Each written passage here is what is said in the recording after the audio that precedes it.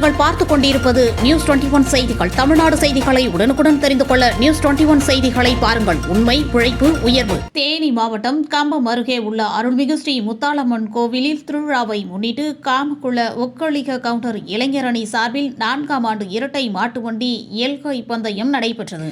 இந்த மாட்டுவண்டி பந்தயத்தில் தேனி மற்றும் திண்டுக்கல், மதுரை, சிவகங்கை, புதுக்கோட்டை போன்ற மாவட்டங்களில் இருந்து மாடுகள் மற்றும் வண்டி சாரதிகள் கலந்து கொண்டனர்.